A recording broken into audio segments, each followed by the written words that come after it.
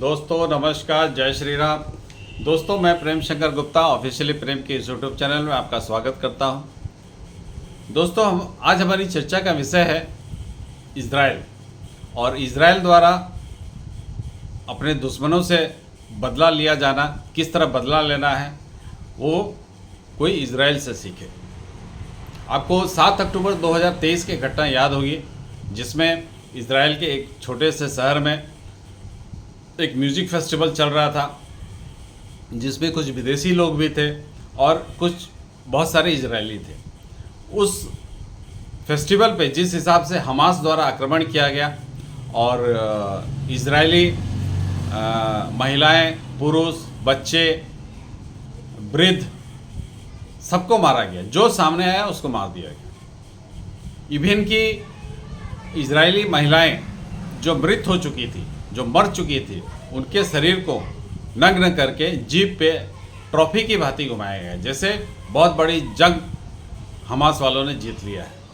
और सारी दुनिया ने इसकी निंदा की, लेकिन हमारे जो मुसलमान बंधु हैं जो कहते हैं कि इस्लाम एक शांति का दीन है, उन लोगों ने इस घटना की निंदा नहीं की। खैर, हमास ने तो दुश्मनी मोल लिया। उस हमले में, हमास के उस हमले में करीब 1200 या 1300 इजरायली मारे गए थे।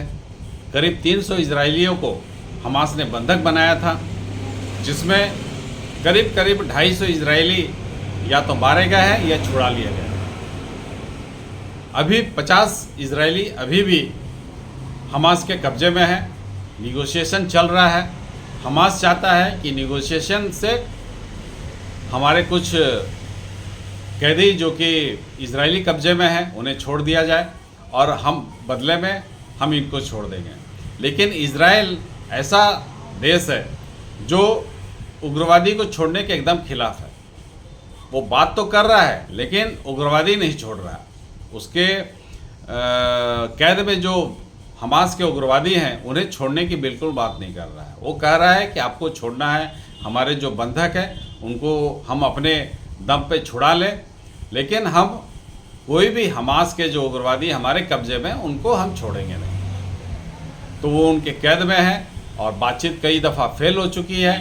और जब तक खबरें छिटपुट आती हैं कि कुछ बंधक छुड़ाए गए और कुछ मारे गए, इस तरह इसी क्रम में अभी जैसा सुनने में आ रहा है करीब 50 बंधक अभी भी हमास के कब्जे में हैं। और इसी बीच हमास के समर्थक फिलिस्तीन करीब 40,000 लोग मारे गए। कहाँ 1200-1300 इजरायली मारे गए थे उस हमले में, और उसके बदले में इजरायली एक्शन में, इजरायली जो प्रतिघात किया गया, इस एक्शन में करीब 40,000 फिलिस्तीनी मारे गए।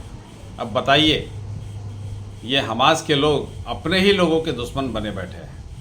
हमास के लोग हमला करते हैं, हमला करके आके छुप जाते हैं।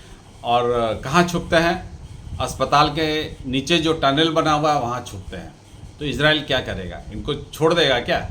तो इजराइल ने पहले रफ़ा एक शहर था, रफ़ा शहर को खाली कराया, उसको फुटबॉल मैदान बना दिया। उस शहर को खाली करा के उस शहर को फुटबॉल मैदान बना दिया। वहाँ के लोगों को पहले हटाया गया, फिर आक्रमण करके फुटबॉल मैदान में हुआ और टनल में घुस के उग्रवादियों को निकाला गया, हमास के आतताइयों को निकाला गया और उसे मारा गया। तो ये घटना तो चल ही रहा था। इसी बीच एक प्रॉक्सी है ईरान का हिजबुल्ला, वो भी आतंकवादी संगठन है और वो लेबनान से ऑपरेट करता है। उसे खाद्य पानी जो भी है वो ईरान से मिलता है। और ईरान को जब किसी पे हमला करवाना होता है तो हिजबुल्ला से हमला करवाता है, क्योंकि कुछ ऐसे देश हैं जो सामने आके लड़ाई करना पसंद नहीं करते हैं। तो क्या करते हैं? प्रॉक्सी से अपना हमला करवाते हैं। तो हिजबुल्ला ईरान का प्रॉक्सी था। जैसे पाकिस्तान का प्रॉक्सी आज जैश-ए मोहम्मद, लश्कर-ए-तौबा जो कि भारत पे हमले करते हैं। तो पाकिस्तान की तो औकात नहीं है कि भारत से युद्ध की लड़ाई में वो लड़े। इसी कारण वो प्रॉक्सी का यूज़ करता है। तो इनके जो प्रॉक्सी है, कहीं किसी शहर में गए, नाम बदलकर, नाम छुपा के हिंदू बनकर गए और वहाँ पे आक्रमण करते हैं। छिटपुट आतंकवादी घटनाएं होती है। तो भारत उनको पकड़ता है, उसे न्यूट्रलाइज भी करता है। और भारत तो अब विदेश में घुस के भी अपने दुश्मनों को न्यूट्रलाइज करना शुरू कर दिया है, जैसे पिछले घटनाओं से आपको मालूम चला होगा। खैर, आज हम बात करेंगे, इजराइल की बात कर रहे हैं। तो इजराइल ने हिजबुल्ला पे जिस हिसाब से पेजर अटैक किया, वो इसकी मिसाल कहीं नहीं मिलती है दोस्तों।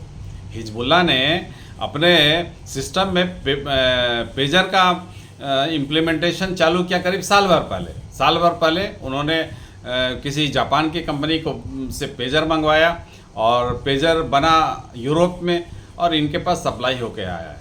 आज के टाइम में पेजर को यूज़ नहीं करता है। पेजर आज से 30 साल पहले लाया गया था, वो टेक्नोलॉजी चली नहीं, क्योंकि उसमें वन वे कम्युनिकेशन होता है। आपके पास सिर्फ एक मैसेज आएगा कि फलना जगह पहुंचो, फलना जगह जाओ, फलना आदमी को ये मैसेज दे दो, इस तरह का मैसेज आता है। और इसे सैटेलाइट से ट्रैक करना मुश्किल है।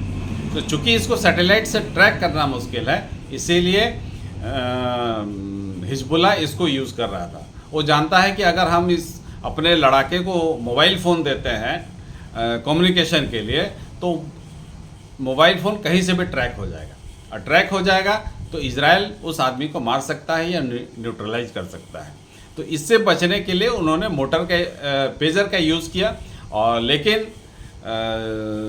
इजराइल उससे भी 2 कदम आगे है, वो हिजबुल्ला के सप्लाई चेन में घुस चुका है। तभी तो जो हिजबुल्ला के पास जो पेजर आया, उसमें बैटरी में 5 ग्राम या 10 ग्राम का विस्फोटक लगा हुआ है, और एक निश्चित समय पर एक मैसेज आता है और वो बैटरी गर्म होने लगता है। गर्म होते तो इतना गर्म हो जाता है कि पेजर फट जाता है, और पेजर को रखने वाला या अपने कमर पे रखने वाला या अपने जेब में रखने वाला वो आदमी वहाँ पे घायल हो जाता है।